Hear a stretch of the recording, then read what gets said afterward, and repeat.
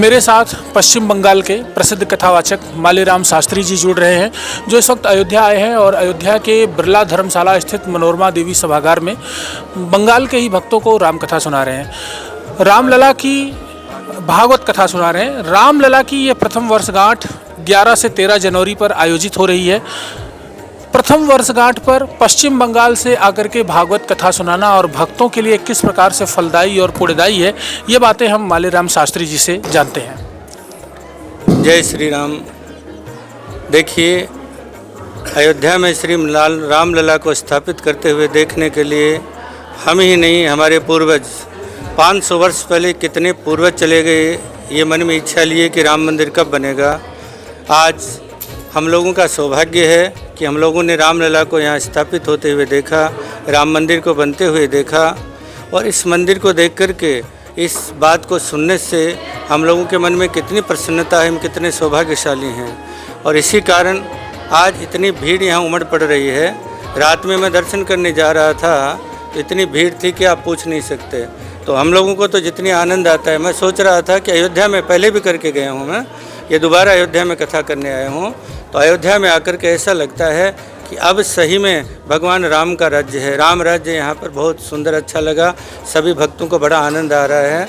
और आज आप यहाँ पधारे हैं तो आपके इस चैनल के द्वारा मैं सबको बोलना चाहता हूँ कि अयोध्या में आएँ और अयोध्या में आकर के राम राज्य का ये स्वरूप देखें कि भगवान का यहाँ कितना आनंद है, भगवान के मंदिर में कितना आनंद है।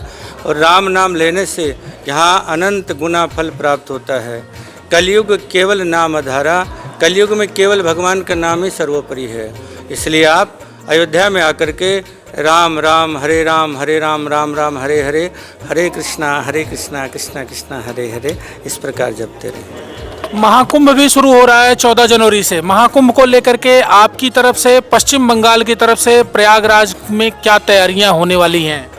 देखिए, महाकुंभ जो हो रहा है ना, कुंभ क्या है? सबसे पहली बात तो ये है, कुंभ है हम लोग 12 महीने तक जितने भी संत हैं वो जो पढ़ाई करते हैं, जो ज्ञान अर्जित करते हैं, वो जाकर के उस कुंभ में जाकर के पूरा ज्ञान वितरित करते हैं। तो ध्यान देना, ये महाकुंभ ज्ञान का कुंभ है।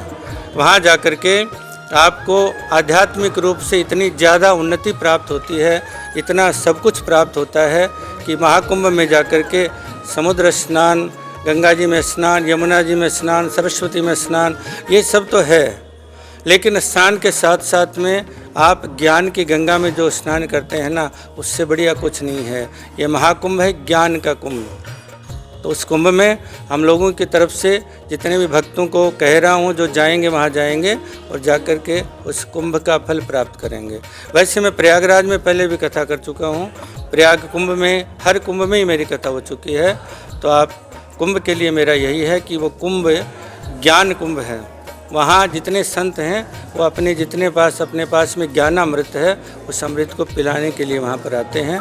सबसे निवेदन करूँगा, उस ज्ञाना अमृत को पी कर के अपना जीवन धन्य बनाएं। मेरे साथ जुड़े थे मालेराम शास्त्री जी, जो कि प्रसिद्ध कथावाचक हैं और पश्चिम बंगाल से अयोध्या आए हुए हैं। उन्होंने अपनी बातों को हमारे साथ तिलक पत्रिका पर रखा। मैं देवेश पांडे, अयोध्या।